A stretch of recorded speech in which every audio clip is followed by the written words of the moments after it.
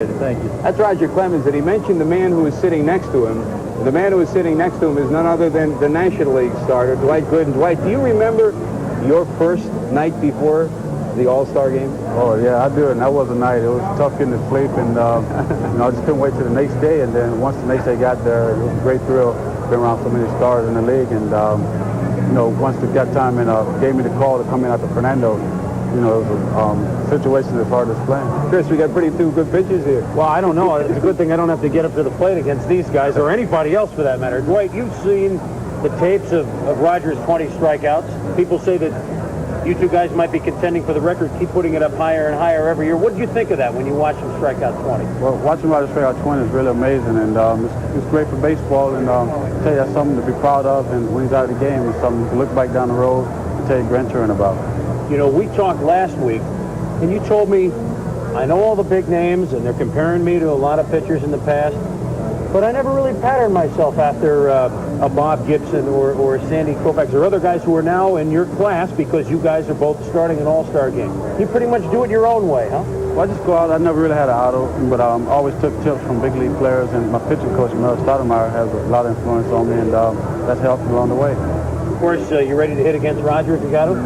No, I hope not. I hope I'm out of the game by the time I'm hit it. Well, hopefully that's after your 3 innings that you go, and it's no problem. Good luck for both of you guys in the All-Star game, and thanks for joining us. Sure, thank you. Best of luck, guys. Roger Clemens and Dwight Gooden with us here, and they'll be starting tomorrow's All-Star game. And obviously, last week when we talked with Dwight already, he was thinking about what starting an All-Star game really means. For me, it's a great deal. Not only making a team, but being a starting pitcher, and give you something to look back on when you're out of the game or down the road, because might be only one chance you get to start. He may be the only man in America to feel that way, because Dwight Gooden seems to be destined for many more starting nods. Think of the modern-day power pitchers like Bob Gibson, Nolan Ryan, and Sandy Koufax. Gooden's stats are way ahead of all of them at similar stages of their careers, and he's younger, too. At the age of 19 in 1984, Gooden shattered the rookie record for strikeouts, notching 276, which is more than 11 batters a game. With a 17-9 mark, he was the National League's Rookie of the Year. Last season, Dr. K was virtually untouchable, going 24-4 with a frightening 1.53 ERA and 268 more strikeouts, earning the Cy Young Award. Already, though, his career is going full circle, as tomorrow night he'll start his first All-Star game in the same place where he made his Major League debut, the Astrodome, as his proud parents looked on at win number 1. Yeah, I remember that day a lot, and I think back on it. I remember I couldn't sleep the night before, and the day of the game, it was a night game. And I must have walked to the ballpark, and I think that's about 5 miles away. And so I got to the ballpark about 2 o'clock for like a 7 o'clock game, and that makes it even great and something to look forward to. Starting an All-Star game at a place where you broke into Major Leagues.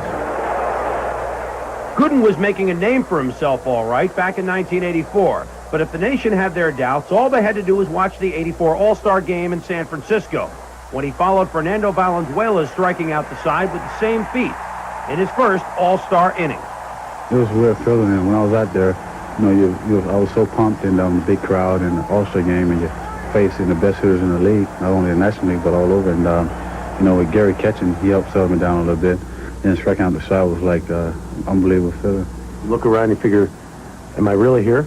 It was hard to believe, and hard to picture me doing that stuff, and it was like a dream. This year there have been some whispers. Gooden is mortal. He doesn't strike everybody out. He can lose a few games. He can even get hit hard, occasionally. What's the matter? Nothing really. And if you think his velocity is off a bit, forget it. I'm still have the same velocity that I did last year, and I got to give other hitters credit also that they making adjustments to me. And first couple of years they hadn't seen me, just like I hadn't seen them, and it's a little tougher to strike them out this year. And I'm not really, with 2 strikes, I'm not reaching for that extra. Just going with location and trying to make a better pitch. Yes, he's learned how to pitch more. He's around the plate, and he'll give a hitter a little bit more to hit, and he's not trying to overpower, and he's not trying to strike everybody out. Not saying that he's not trying for the strikeout, but it's like he knows that he can get by with his velocity and his kind of stuff, that he doesn't have to overthrow.